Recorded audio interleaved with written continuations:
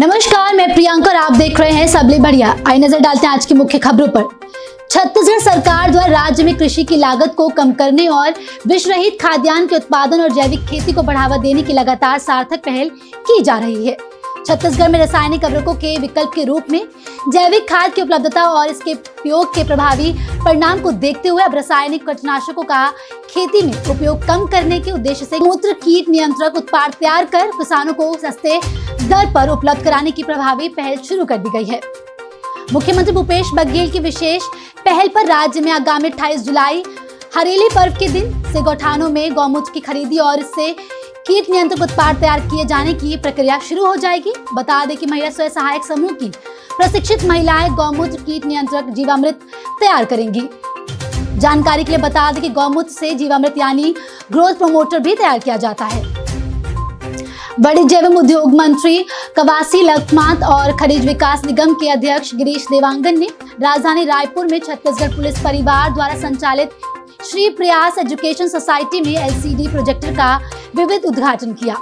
बता दें कि मुख्यमंत्री भूपेश बघेल द्वारा प्रदत्त इस प्रोजेक्टर से श्री प्रयास एजुकेशन सोसाइटी में संतोषी नगर के गरीब वर्ग के बच्चों को निःशुल्क शिक्षा एवं नवीनतम और आधुनिक शिक्षा मिलेगी। एलसीडी प्रोजेक्टर मिलने से बच्चे काफी उत्साहित हैं। संस्था के पदाधिकारियों और बच्चों ने इसके लिए मुख्यमंत्री के प्रति आभार जताया। जानकारी के लिए बता दें कि श्री प्रयास एजुकेशन सोसाइटी छत्तीसगढ़ पुलिस परिवार द्वारा संचालित सोसाइटी है। इस संस्था की शुरुआत 4 वर्ष पूर्व गरीब एवं जरूरतमंद वर्ग के बच्चों को स्कूली शिक्षा और प्रतियोगी परीक्षाओं की तैयारी के लिए हुई है।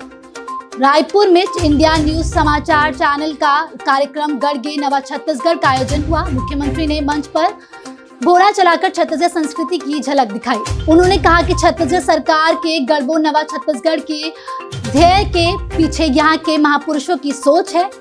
उनके चिंतन, दर्शन और सपनों को केंद्र में रखकर राज्य की योजनाएं बनाई जा रही हैं, जिनके क्रियान्वयन से लोगों के बीच में बदलाव आ रहा है। जानकारी के लिए बता दें कि कार्यक्रम में चैनल के डिजिटल प्लेटफॉर्म को लॉन्च किया गया। मुख्यमंत्री भूपेश बघेल ने कार्यक्रम में राज्य शासन की प्रमुख योजनाओं का जिक्र करते हुए कहा कि राजीव गांधी किसान न्याय योजना के माध्यम से हम किसानों की अर्थव्यवस्था सुधार रहे हैं। मुख्यमंत्री ने कार्यक्रम में कहा कि मुख्यमंत्री हाट बाजार क्लिनिक योजना के माध्यम से दूरस्थ ग्रामीण क्षेत्रों और वनांचल में लोगों को घर के पास ही इलाज की सुविधा मुहैया कराई जा रही है। इसके साथ ही उन्होंने कहा कि स्वामी आत्मानंद उत्कृष्ट अंग्रेजी माध्यम स्कूल होनहारों का भविष्य गढ़ने में मददगार बन रहा है। कार्यक्रम में मुख्यमंत्री ने कहा कि पूरे देश में छत्तीसगढ़ में बेरोजगारी दर सबसे कम है। हम चीट फंड कंपनियों की लूट का शिकार लोगों को भी राहत देने का काम कर रहे हैं। छत्तीसगढ़ी फिल्मों का सफर 1965 में कहीं देवे संदेश और घर द्वार से शुरू हुआ, जो निरंतर जारी है।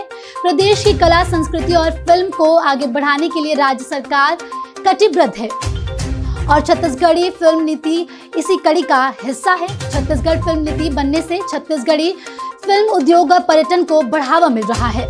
मुख्यमंत्री भूपेश बघेल ने छत्तीसगढ़ी फिल्म महोत्सव के समापन समारोह को संबोधित किया। छत्तीसगढ़ी फिल्म महोत्सव के माध्यम से छत्तीसगढ़ी फिल्म उद्योग से जुड़े कलाकारों, निर्माताओं और अन्य लोगों को सम्मान किया गया। समारोह में मुख्यमंत्री ने कहा कि हमारी सरकार आने के बाद छत्तीसगढ़ी फिल्म नीति बनाने के लिए बहुत मेहनत की गई है। समारोह में संस्कृति मंत्री ने कैबिनेट में फिल्म नीति का प्रारूप पेश किया, जिसे कैबिनेट ने अनुमोदित कर दिया है। मुख्यमंत्री ने छत्तीसगढ़ी फिल्म उद्योग से जुड़े सभी लोगों को फिल्म महोत्सव की बधाई व शुभकामनाएं दी। मुख्यमंत्री भूपेश बघेल ने रायपुर के कोटा स्थित विवेकानंद विद्यापीठ में आयोजित विवेकानंद राष्ट्रीय युवा सम्मेलन को संबोधित किया।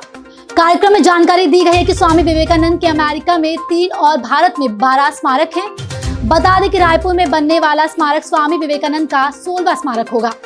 मुख्यमंत्री भूपेश बघेल ने स्वामी विवेकानंद के चित्र के समक्ष दीप प्रज्वलित कर उन्हें नमन किया और आजादी के अमृत महोत्सव के तहत आयोजित इस राष्ट्रीय सम्मेलन का शुभारंभ किया। विवेकानंद विद्यापीठ रायपुर द्वारा संस्कृति विभाग के सहयोग से सम्मेलन का आयोजन किया गया है। मुख्यमंत्री ने सम्मेलन को संबोधित करते हुए कहा कि आज समाज में स्वामी विवेकानंद जी के विचार के प्रसार और उन्हें आत्मसात करने की जरूरत है। जानकारी के लिए बता दें कि स्वामी विवेकानंद जी के नाम पर ही रायपुर के एयरपोर्ट का नामांकन किया गया। इस अवसर पर स्वामी विवेकानंद विद्यापीठ के पदाधिकारी और सम्मेलन में शामिल हो रहे अतिथि और युवा बड़ी संख्या में उपस्थित थे। अभी के लिए इतना ही, जल्द लौटते हैं दूसरी खबरों के साथ। तब तक बने रहे सबले बढ़िया के साथ।